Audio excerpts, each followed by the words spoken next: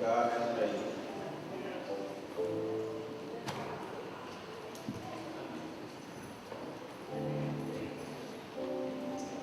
We walk around. Looking at the color of flowers and not the root of flowers. Let us pray. Heavenly Father, we come to you this morning today. Lord, thank you for all that you've done, God. You are such a marvelous and wonderful God. Lord, we just want to say thank you this morning.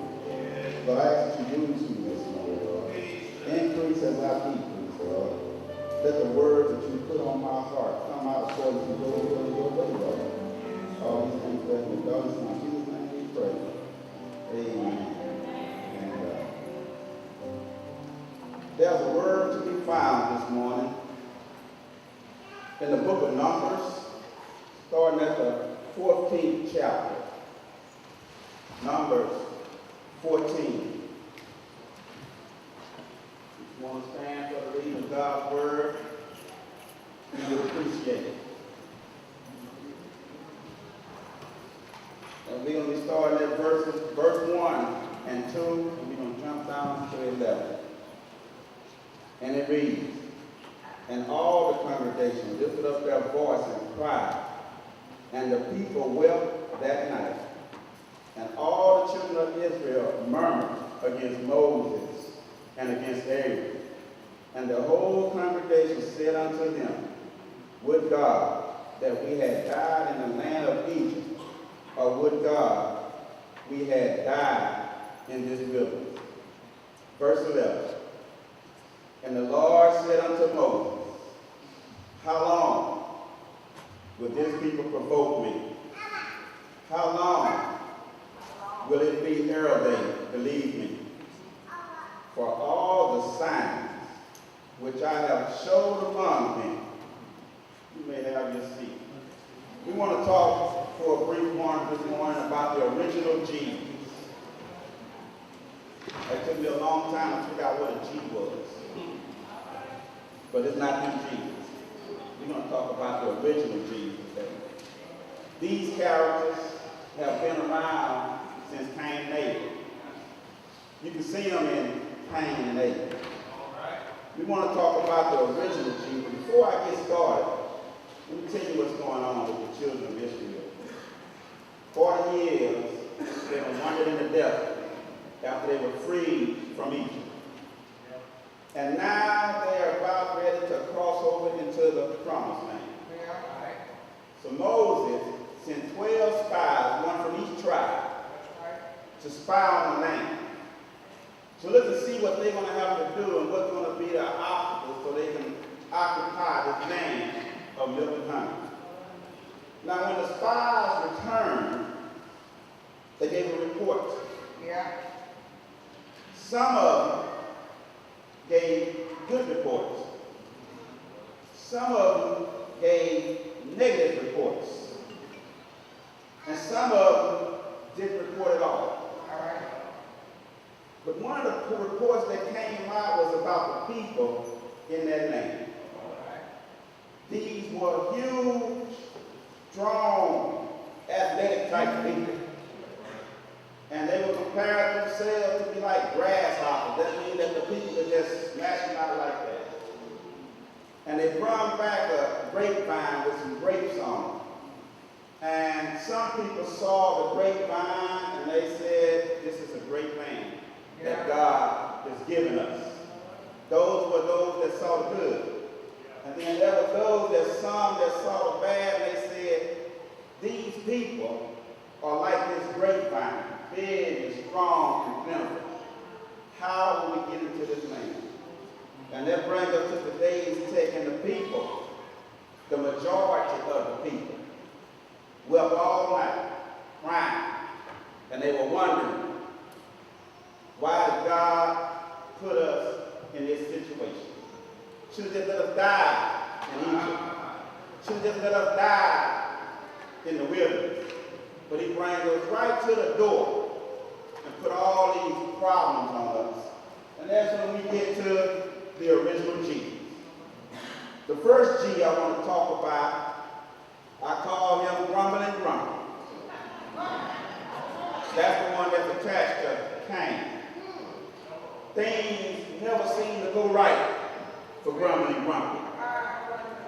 Grumbling grumpy always got something negative to say. All that we've been through, now he done brought us up here and let these people kill us. Grumbling grumpy always see the cup half empty. In other words, he's never satisfied. He never has enough. And always seems to want what you got. And sometimes, even when he knows he can't have it, he still don't want you to have it. Grumbling grumpy don't miss a moment to forget about what God done that was good. No matter what God did for him, he always saw, let me take that E back. They always saw the bad.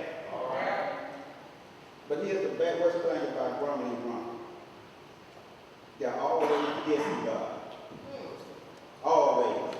No matter what God do, they look at the negative in it. God, how could you? All that we praise you and all this money that we give you, how could you? What happens when you diss God? There's somebody that can answer that. When you diss God, you're disrespecting him. When you diss God, you put contempt toward him. When you diss God, you are discharging yourself, putting distance between you and God. Now over in that, God said, I stand at the door knocking, hoping that you would hear my knock and let me through the door of your heart. Now no matter how much you diss God, he's going to stay right there waiting on you to say, come on in. But you instead of it being grumpy about everything, grumbling about everything, pushing yourself further and further away from God. Now we're going to talk about the other G. Call him gratitude grateful. If you look at the characteristics, you will see they are exact opposite of each other. Exact opposite. Gratitude grateful. That's the person you want to go to when something good happens in your life. Because they're going to be happy with you. They're going to be happy for you. They may give you a couple of pointers to make it better. They are positive speaking people. These are the people that see that the cup is half full. And they'll be quick to tell you, don't worry about how much is in the cup. Just be happy you got a cup. These are the kind of people that you want to be around. And they can find God in the worst situations. These are the kind of people, gratitude, grateful folk. You want to be around those folk, especially during the holiday period. Because see, and one thing they always doing is thanking God and praising God. They don't get an opportunity. God, I broke my leg. Thank God I still got it. But I don't want to let's look at the text and let's see how grumpy and gratitude, grateful intertwine with each other in this situation. Now, the 12 spies came back and they gave their report. And the people heard the report. Now, even amongst the spies, you had both characters. Those that gave a bad report and those that gave a good report. But the people said, and all the children of Israel murmured against Moses, and the whole congregation said unto them, with God that we had died in Egypt. 400 years they cried. Take us out of this. We want to be free to come and go as we please. We want to have a life of our own, determined by ourselves. 400 years they cried.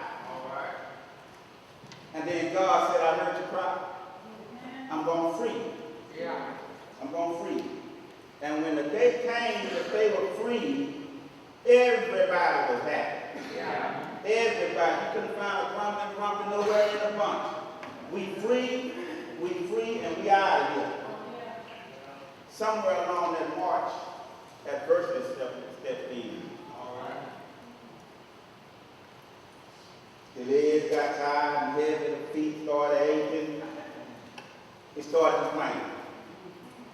Some people tried to remind him that, but we free. I don't care. God put this in this situation. Yes, God freed us. That's the two conversations going back and forth. They come up to Mark. They thirsty now. They want some water. The water is not safe for human consumption. There go the grumbling. I can't believe God that took us up out of Egypt. My feet hurt and tired, and bring us to this water, and I can't even get a drink. God heard it. And he's still wondering how long. What is it going to take? Come on. So somebody tells them when they're thinking back, you know what? Y'all were complaining about that water.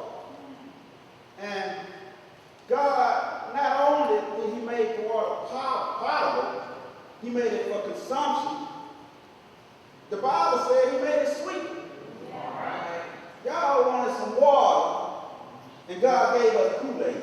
And you still not satisfied. It's hot out here in this desert, Romans says. Grateful say, get under the cloud that God gave us for shade. It's cold out here in this desert. Grateful say, get closer to the heat that God is leading us with. Now you don't pull up against this water and here comes Pharaoh. What we gonna do now? Let me tell you something about complaining and being dissatisfied. It gains momentum. All right. It gains momentum real fast. People are more quick to join in when you're complaining than they are when you are being thankful. You got to be careful with it. And see now, when God parted the Red Sea through Moses, they were still complaining. But they didn't realize that not only were they had a way out, not one wagon wheel got stuck. Not one barrel got stuck in the water. Now, nobody's feet got wet. Because they crossed over on dry ground. But they couldn't remember that. They couldn't even remember how happy they was when they were freed on that day. And look what they did when they got freed. Pharaoh, God made Pharaoh free those people in such a way that Pharaoh said, open up the bank and let them get whatever they want. What kind of God is that? How can you murmur against a God that do that for you? Not only did he free them, but he put some money in their pocket and sent them on their way. That's a mighty God. So you got to be careful. Because God is saying, how long will these people despise me? No matter what I do, how long will they have contempt for me? I can't seem to do nothing that these people are going to stay satisfied with. Soon as adversity comes, there they go. And he's looking at Moses, and God got angry and decided he might just fight them off. But Moses said, God, wait a minute. So you got to be careful with these grumpy, with your grumbling and being grumpy around folks. And you need to try to be more grateful around people. Have more gratitude for your fellow man. Because see, here's the thing. You don't have a choice. God gave us a free will about a lot of things, but when it comes to grumbling and grumpy and grateful and gratitude, you don't have a choice. It's not an emotion. It's something that's in you. It chooses you. and they choose you according to your faith. James 2:18 said, yes, a man may say, thou hast faith and I have works. Shew me thy faith without thy works, and I will shew thee my faith by my works. Faith. If you got weak faith, they're going to choose you. This is what C.H. Spurgeon says about faith. Faith and works are bound up in the same bundle. He that obeys God trusts God, and he that trusts God obeys God. He that is without faith is without works, and he that is without works is without faith. You can't get away from work and faith. James says your work is going to reflect your faith. Spurgeon come back and say the same thing. Your faith is going to reflect your works. Yeah. And if you got the faith, the grain of a mustard seed, then you on your way to some breakthroughs. Yeah. You on your way to then have gratitude for your fellow man in the situation that you find yourself in. Sometimes I be complaining about money, and my wife will say, well, at least we pay our bills. It happens to all of us. We all go through it. But as long as you got somebody around you with just the mustard seed faith that can pass it over to you, even if they cut that seed of faith in half, you got to see it. You don't make it. You got to have faith. And with faith comes patience. With patience comes understanding. With understanding comes endurance. And all this brings about gratitude. You got to have it. You are chosen by your obedience. How well you obey God. Depends whether you're going to fall into the grumbling group or you're going to fall into the grateful gratitude group. It's about your obedience. And in the Army, the best way we define obedience, because I'm going to get out on the limb and say, ain't nobody in here going to cuss when I'm a pastor. You see it coming, you change your whole attitude, you change your demeanor, you get happy and all that stuff, and you stop cussing. I'm hoping that. Don't know. Don't want to know. But obedience is how you carry yourself. What you do and say when nobody is looking. That's what we're talking about when it comes to obedience. Matthew says that Jesus said, therefore, whosoever heareth the sayings of mine and doeth them, I will liken them unto the wise man which built his house upon a rock. Unless he obeys, he cannot believe. The power of obedience makes the difficult things simple. The power of obedience makes the intangible things tangible. When you got faith, working with your obedience, you can't help but be grateful about anything that's going on in your life. Now don't get me wrong, don't confuse this with emotions. Because emotions have their own purpose.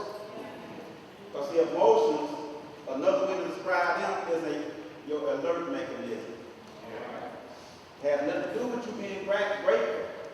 Has nothing to do with you being grumpy. That's something that God put in us so we can know something wrong with us. But faith, obedience. And here's the early thing you're chosen by. Whether you're going to be in the grumpy clan or you're going to be in the grateful clan. Your relationship with God. Now somewhere in the Bible in Matthew, Jesus said, how can you love me that you never saw? And you have problems with your brother.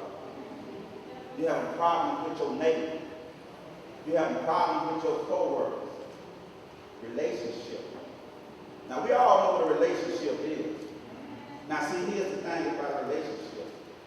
when you want a relationship with somebody, you go out of your way to make it work. Until they let you know it ain't going to work. You go out of your, and some of you still go out of your way to try to make it work.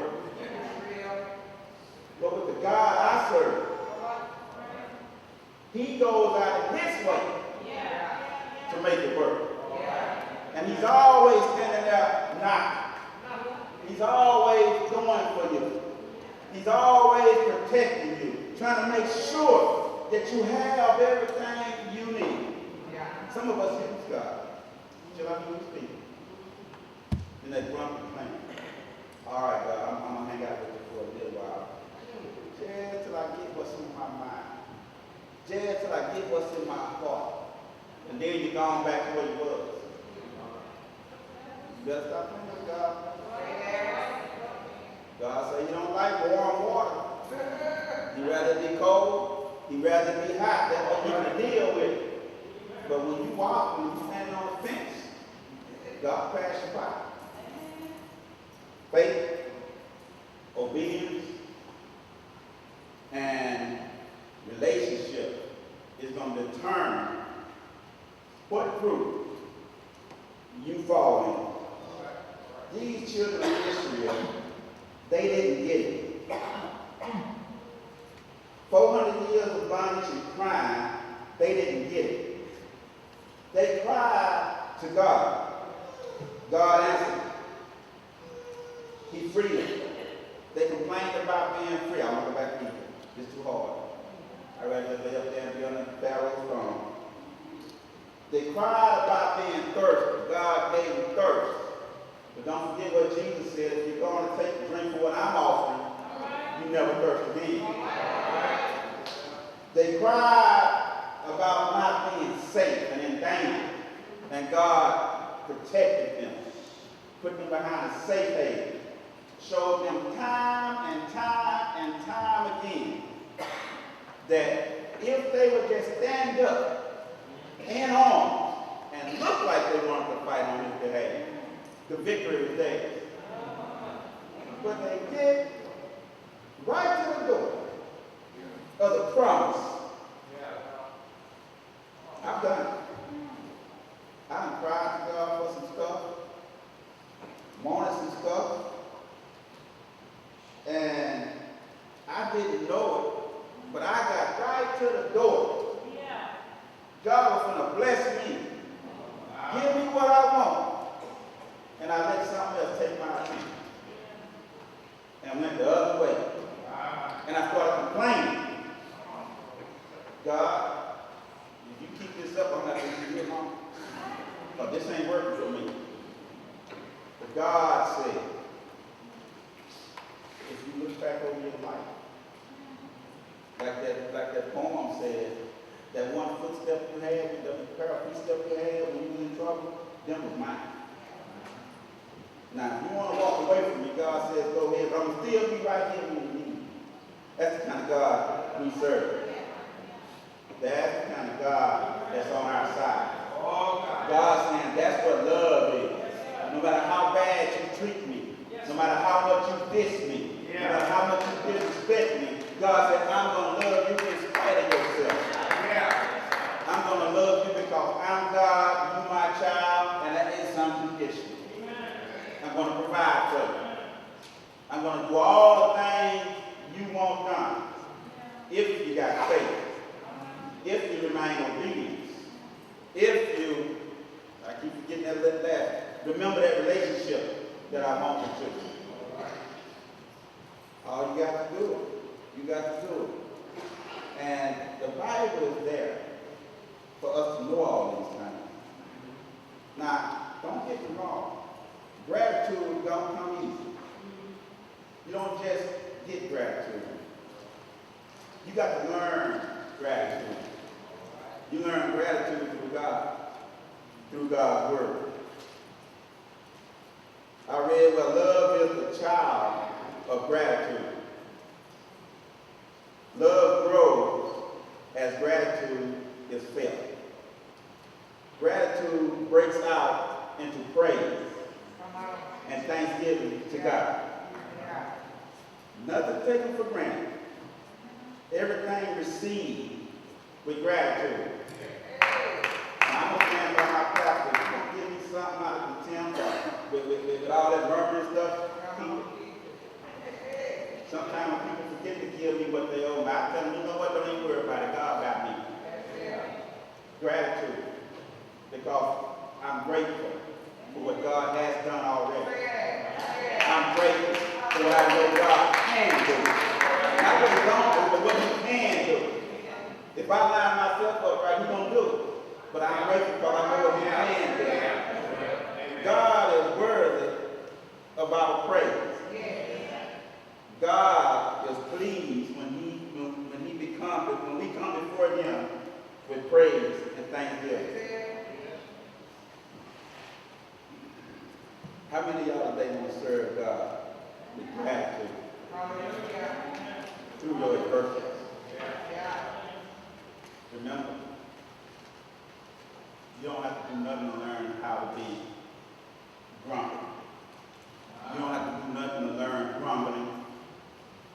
Just like saying, it just comes back. Yeah. It just comes back. A little baby. Yeah. Soon as he started talking, soon as she started talking, ain't nobody talking, but they start complaining. Yeah. They get grumpy. They grumble when you tell them no. Right. It comes natural. All right. And some of us hold on to it all our life. Yeah. Be careful. Because see, the original G's been around since Cain and Abel. And they've been coming all the way up. But now here are the children of Israel at the door of the promised land. That was 3,414 some odd years ago that they were about to receive what they wanted and were grumbling. Now, if we come forward, those original G's got to deal with the OG. They got to deal with the OG now. Let me tell you something.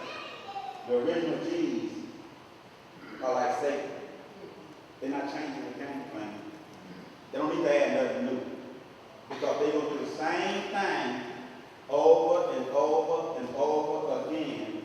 And the OG continues to fall for it. The original G's, now they after the OG. The OG is the other group.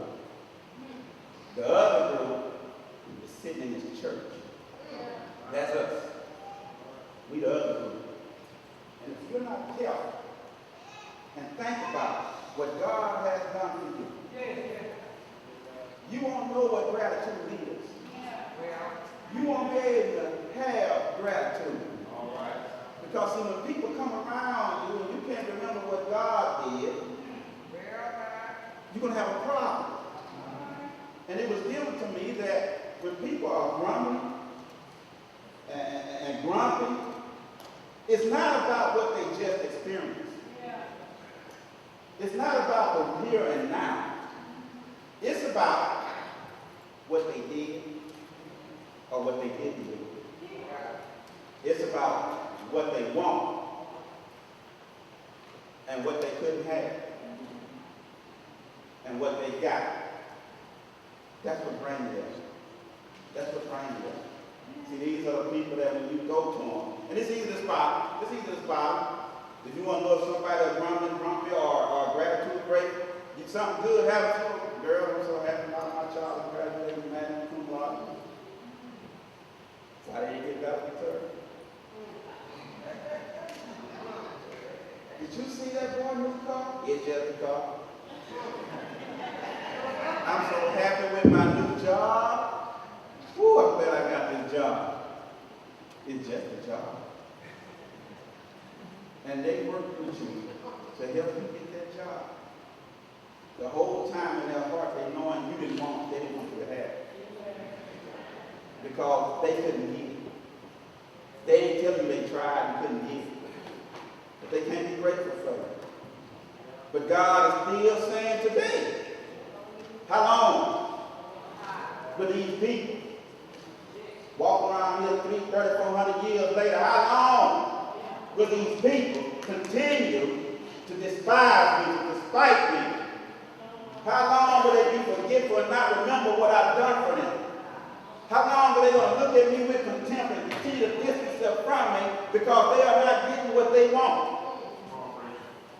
God said, I ought to tell them why, but I'm not going. I want them to learn life lessons. But I'm going to continue to say, how long are you going to deal with God in that fashion? What are you going to change in your life to get you from the grumpy side to the grateful side? How long are you going to do God like that? What has God done for you lately? It doesn't matter. What has God done for you last month? It doesn't matter. What did God do for you when you was a child? It don't matter. God is still saying how long, because I gave you a Moses just like I gave the people 3,000 years ago a Moses. And he came and he got you right now on the brink of the promised land.